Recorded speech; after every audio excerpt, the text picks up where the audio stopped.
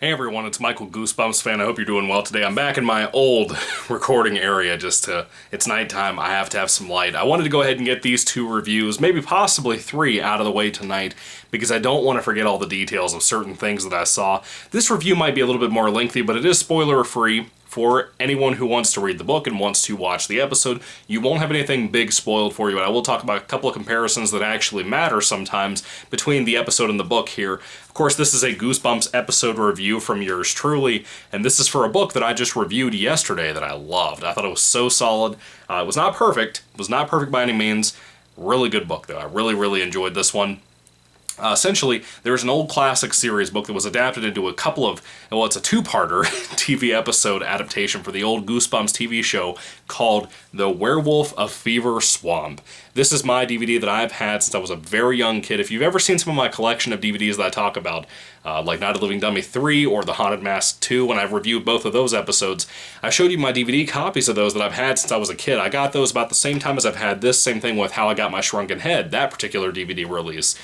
I've had all four of these for ages. I mean, since I was like real young, like 10 or something like that. It's a long time ago, dude. It's like 17 years ago. I love Goosebumps, as you can tell from my channel.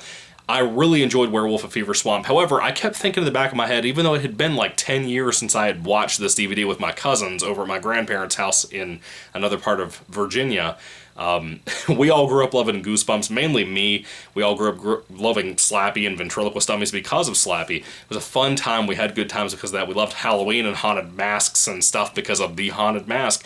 And this show is really, this episode, this two-parter here, is what got me into werewolves. Yes, and of course right now, in case you don't happen to know this, or it's in the future or whatever, at this current time, me and Goosebumps Completionist and Monster Blood, aka Austin, are also together, three of us doing a review-a-thon for the Goosebumps werewolf stuff. If it's werewolves books, if it's TV episodes, adaptations of some of those books, there's short stories that some of those guys haven't covered yet.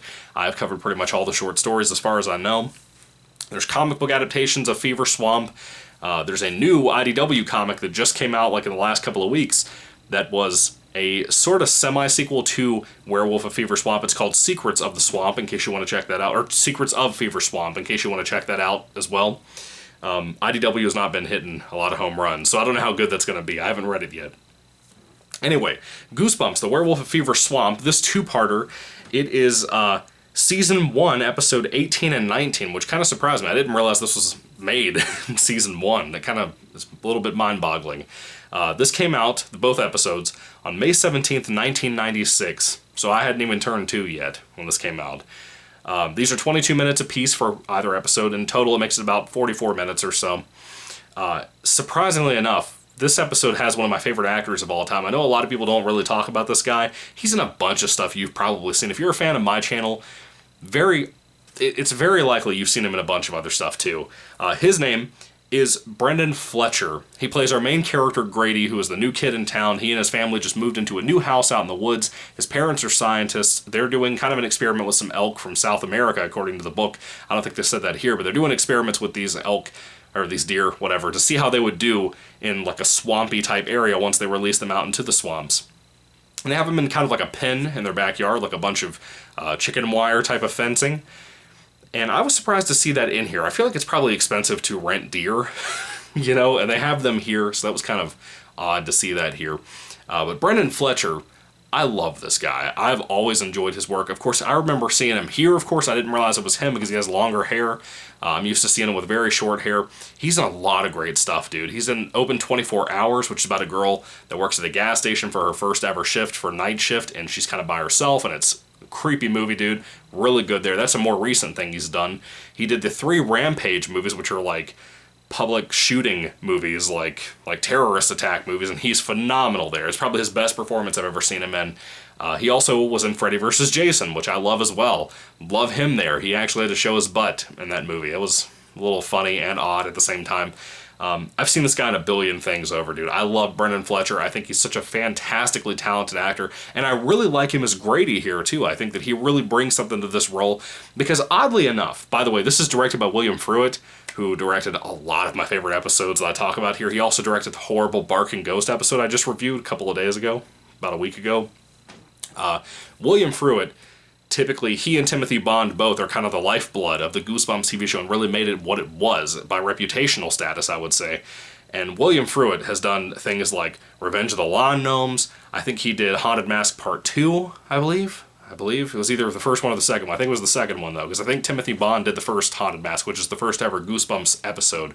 But William Fruet did, you know, the Masked Mutant episodes. He did all kinds of stuff, dude. Some great work from this man. I love and respect the crap out of him. I love William Fruet's work. The fact that he and Brendan Fletcher are working here is just a match made in heaven, dude. It's perfect. Everything from the more dark, depressing tone about this episode or two-parter, it's wonderful. It just fits, and Brendan plays that role so well to be as young as he was here. This guy he's a good actor, dude, and I still hold on that. When I saw films like Open 24 Hours, the guy has a great theatrical range on what he can do. He can do comedic side character, he can do main lead tough guy, he can do all kinds of stuff, dude. The dude just pulls off anything he plays, and I would love, hopefully, that one day he would see this video and see the kind of, you know, I appreciate him. I appreciate you, Brendan. You're a good guy, from what it seems. I think he's very talented, very happy to say that over and over again. So you'll probably hear me say that a lot and gush about Brendan Fletcher in this particular review here. So anyway, this episode's great all around. Again, the music is just phenomenal. The atmosphere is just perfect. I would say, honestly, and I said this in my book review for the actual book the other day, or yesterday, or whenever it was, I think the episode is better. And I hadn't seen it in about 10 years, so I had to kind of really tell myself, like, maybe you're wrong. Maybe the book is better. And the book, I think, is mostly great. It's a slow burn, really fun read, really intense, really fun. Not a whole lot of werewolf action, but once you get there, dude. It's fun. The ending is a little rushed, and that's what I kind of thought was a little bit of a disappointment. I didn't remember the episode being that way, and the episode's not like that. The episode actually, for the most part, is just phenomenal. I mean, in my opinion, I think it's one of the best, arguably possibly the best, Goosebumps episode ever made. Not my personal favorite. That will always be Night of the Living Dummy 3, or Haunted Mask 2. But this is up there. This is like in my top 5, dude. I forgot how great this is. The tension is there. The fear factor is there. The atmosphere, like I said, is extremely thick here. It just adds so much to this episode in so many great ways. The performances are great. The main character, Grady, that Brendan Fletcher plays, has also got a sister named Emily. She's not as involved in this story as she was in the book. In the book, she was kind of, and this is odd too, in the book, she is more, to me, on better terms with her brother. However, between this episode and also the Goosebumps Graphics Volume 1 comic book adaptation, it seems like everybody else on the planet looks at Emily and thinks she's just mean to Grady all the time. I've never seen her like that in the book. I don't think in the novel she was like that. Yeah, they would have their little sarcastic moments, but they didn't fight all the time. Even if Grady says they did, like at one point in the book he does say that, they don't appear that way very often. So I thought that was a little odd that everybody that adapts this storyline does that. I don't know why. This is a phenomenal example of William Fruet doing something so special with something that was already great. Now the book, again, it's not perfect, but it's really, really good, really fun, very enjoyable. Didn't read the book before I saw this episode back in the day when I was a kid. I'd never read the book until just the other day. And the book is really good. Like I said, it ain't perfect. Really, really good once again. But the episode, dude, this two-parter, it's perfect. It's perfect. Almost. It's almost perfect, but where it counts, like the ending not being rushed and the actual middle being fun and interesting and engaging from beginning to end, all those things are great. All of that's fun. The only real complaint I have about anything in here is when the werewolf shows up sometimes, we either speed up footage or we slow it down. Now, I don't mind the slowdowns. The slowdowns look good when people are running away from the werewolf. When it's sped up, oh, it's bad. It's real bad. It's supposed to look like maybe the werewolf is more powerful. And again, I won't spoil too much about any of that stuff, but it's bad. it's real bad. Now there are some other things too. I like the parent actors. I think they're good. I like the sister actor. I think she's good as well. I think all the cast is really good here too. Of course, there's a couple of neighborhood kids in the book. One is named Will, one is named Cassie, who's a girl, and Cassie is nowhere to be found in this whole episode, and that's fine with me. You didn't really need her. I thought she was kind of useless in the book. I didn't really say too much, but I liked her. So if I like a character, I don't mind them being there, even if they're kind of pointless. I like Cassie. She wasn't in here. Just to let you know, in case you care, for whatever reason. Will is in here, of course. He is kind of the kid in the neighborhood who's always lived here, may or may not be poor or whatever. He kind of, oddly enough, he acts between the actor himself, which I'll talk about him in a minute, if I remember. He dresses like Judd Crandall from the Pet Sematary original movie from the 80s or 90s, whatever it was, the Pet Sematary Stephen King movie. Now, the actor, I did remember. The actor is named Michael Berry. And Michael Berry was also in Dawn of the Dead, the remake from Zack Snyder. He was the guy without a mustache. I thought immediately he was the guy with the mustache. He is not. He is the other guy that does not have a mustache, that works as mall security. So that was odd. I thought there was like 3 different guys, but apparently there's one of them that is Michael Berry, who plays Will in this episode. I really like him. I think that he is not exactly portrayed and written the way he was in the book, but I like what they did with him here. I think it works way better. Way better. I really, really thoroughly enjoyed this episode, or 2-parter episodes, whatever you want to call it. I had a really good time with this. I think it offers to me more than the actual book had to offer from beginning to end. Of course, the book is a lot more gory, and that might sound like a surprise to people out there who might just stumble across this review, have never heard of me, never heard of my channel or anything like that, and that's fine. Hello, welcome. If this is your first ever video, you never read the book is a lot bloodier. Some Goosebumps books have blood in them, even in the old classic 90s books. And Werewolf of Fever Swamp is one of those that has blood and gore in it. Now, this is the thing. The episode can't have that. It's kids' television. But a kid's book is okay to have that in, because we all know people can't be corrupted by books, but they can be corrupted by TV. You know.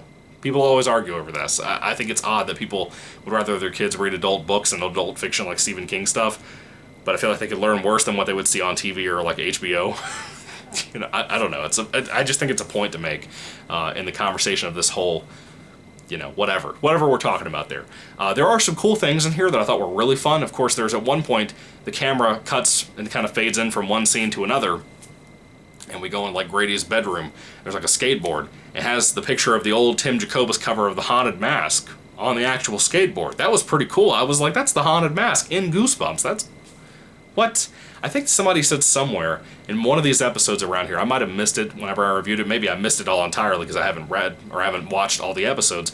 I could have sworn at some point in one of these episodes I've seen somebody mention online that there were Goosebumps books in the background. Either I've already seen that and missed it and forgot to say anything, or I did not say it, or I've not seen it, something like that.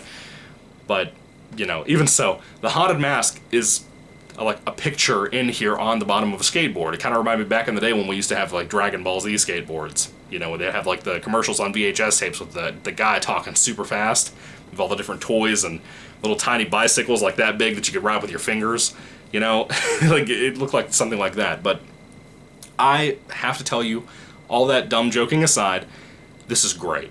This is great. It holds up even better than I remember it holding up. I can't wait to go watch Completionist video on this as well. Of course, once again, I'll put both of their channel links down in the description down below so you can check out their channels as well whenever they get around to these videos. I think Completionist already made a review on this a long, long time ago.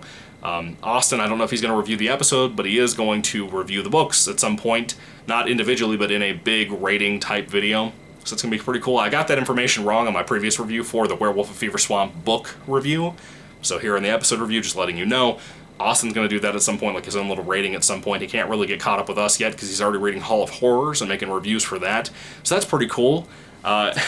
So good on Austin. But I'll put both of their channel descriptions down in the comments and down in the description, not the comments, the description down below, so you guys can, you know, find their channel links and go to their channels. They're really cool guys. I like their content a whole lot. If you like my kind of stuff, the non-edited type YouTube videos, you'll like theirs as well.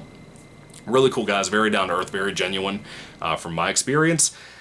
So, I really dug this episode. Again, Completionist, when I saw his old review back in the day, he really hit it on the head of how much this holds up.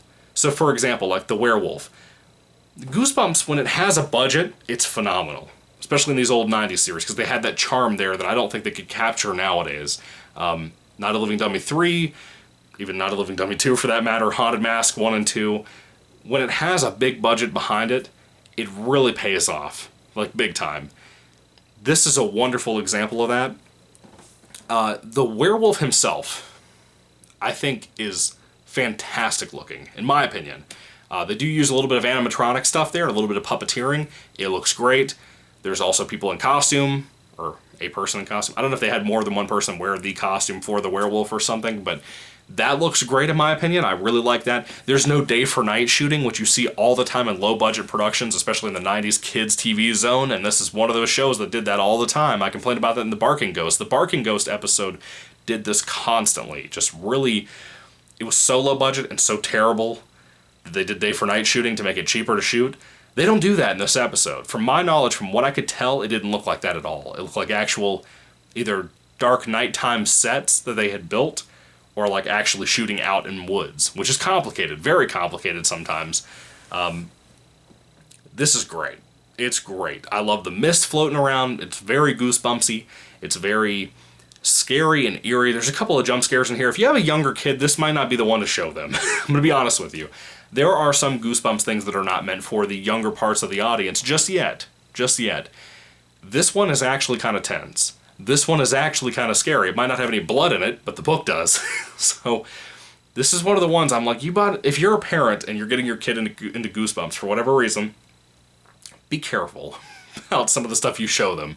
I have always loved this one. I grew up on horror, though. Twilight Zone scares me way more to this day and back then compared to anything Goosebumps has ever done to me.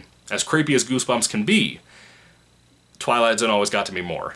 You know, Tales from the Dark Side typically could sometimes get to me more. So it kind of depends on what the kid is like, you know? But Werewolf of Fever Swamp, if you're just a fan in general, you never read the book or seen the episode, either way you go, you're going to like this. I really think you will. I know there are folks out there like my friend Spongy who is kind of not a big fan of Werewolf of Fever Swamp. I'm curious what his opinion is on the actual episode, so put that down below, Spongy, if you watch this video. But for the people who, you know, have not taken this in yet, and you love werewolf stories even, you should check this out. I said this in our Discord amongst me and my buddies, like Completionist and like Austin, and a bunch of other people like Grayson. I talked it there that I think it's very interesting to me how Stein and Stephen King are like the only two people I've ever seen do something fresh with the werewolf story. We're used to seeing the Wolfman story, the old Lon Chaney Jr. story that I love most. It's my favorite werewolf story of all time at this current point in my life. I'm not a big fan of most werewolf movies from when I see them. They just don't impress me. There's nothing really special done there, in my opinion. You have certain costumes that look really good, but most of the time I'm not impressed. This is a great example where I think Stein, for a kid's book series, did some of the most refreshing writing for a book, and then with this episode being adapted from his book, they did something really fresh here. You can watch this and really enjoy it. It's not like, oh, I have to accept that it's kids' entertainment, it's probably limited on what it can do. You don't have to do that here. It feels like quality entertainment, which is something I don't really recommend too much to mention when I talk to people about Goosebumps, but the books are typically better than the episodes a lot of the time. When you have a home run episode like this, you need to check it out. It's great. It's worth every second of your time. It's fun. Brendan Fletcher's here. He's great too. William Fruitt's directing. He's always great behind the camera, pretty much always. There's very rarely like the Barking Ghost situation where he's just horrible, and I don't blame him. I think it's more of a budget thing. And a spite thing too, possibly. Like a Sam Raimi's Spider-Man 3 type of thing. Yeah. This is wonderful. Please check it out. If you get the time to check it out sometime, please watch it. It's better than the book, easily. I'll stand by that too. Now that I've sat down and rewatched it after 10 years later almost, I would say this is easily, hands down, better than the book. No questions asked. It's phenomenal. I love this box art. I love that they kept the Tim Jacobus art for each of these DVD cover releases and the VHS tapes when they were coming out back in the day too. I think I also had the VHS tape of this laying around somewhere in my collection. I'm pretty sure I got it. I showed it in a book haul or something at one point. So we've got a Goosebumps haul, I believe. Pretty sure it's on my bookshelf. I think the actual outline of the case is green instead of black, like most of the VHS cover things for Goosebumps. But even so, Werewolf of Fever Swamp, guys, what do you think about this two-parter? Do you love this? Do you hate it? What do you think about it? I'd love to hear everything you have to say down in the comment section down below. To see Stein do something so special, and to see the TV episode adaptation team do something even better with what was already really good from Stein. Again, it's very much like Stephen King with The Silver Bullet. It's kind of come out of nowhere. It's one of my favorites of all time for werewolf stuff. This is great. This is great. I know I've rambled on for a long time about a lot of nothing, but still, it's great. I love it. I recommend it so highly if you haven't seen it yet. It's unforgettable. I would say. Again, almost 10 years later, I remember most of the details. I remember who did what, and so on and so on. Almost 10 years later. And that's not reading the book either. That's me loving this episode, watching it with my cousins back in the day a couple of times. It's stuck with me my whole life. Quality entertainment will do that to you. Do you remember the first time you saw Shawshank Redemption or Green Mile? That's what I feel like with this. I know it's a little bit of a weird comparison, but it's there to me. Anyway, when it comes to the Werewolf of Fever Swamp TV episode adaptation from the old 90s classic series, I gotta say, when I'm gonna rate it, it's higher than the book, easily. I think there's a couple of flaws, like I said, that speeding up slow motion thing. That doesn't affect everything else. I think it actually adds some kind of weird tension and charm to this, for me personally. I know it's not going to hit everybody the same way, but it does for me. I'm going to rate this episode a 5 out of 5 stars. I loved it. I love everything about it. I think it just works, and it aged so well. Completionist hit that so well in his old review from back in the day when he reviewed this episode, or TV two-parter, whatever. It is surprising to me how well this aged and how good it still is. So, still, like Haunted Mask 2, Not a Living Dummy 3, go check out those. Thrive in those, about how good they are and how good Goosebumps can be when it's adapted extremely well into a good, even better than the source material type of situation. It glows with how good it is. This is a great example. You might never see another, I don't know about this, but you may never see, possibly one day, a glowing review for another episode like this. I think I've hit all the big ones. I don't know what else I have left that I haven't really talked about yet. I don't think there's many episodes left to review in general, but I don't think there's many like this that I'll be reviewing as like a 5 out of 5 stars, unless something surprises me. I don't know, but probably not. So take this one in. I'm really glad you guys were here. I love talking about stuff like this, but still, we got to move on to the next book after this. So thank you for being here. Please take my advice. Read the book, watch the episode. Either one you go to, you're going to love it. I really think you will. Again, the book's not perfect, but still. Thank you for watching, guys. God bless you. And put your thoughts and comments down below. Again, I have the other two guys, Completionist and Austin, down in the description, the links to their channel, so you can go subscribe to them. Really cool guys. I really recommend them. Anyway, thank you for watching. God bless you. Goodbye.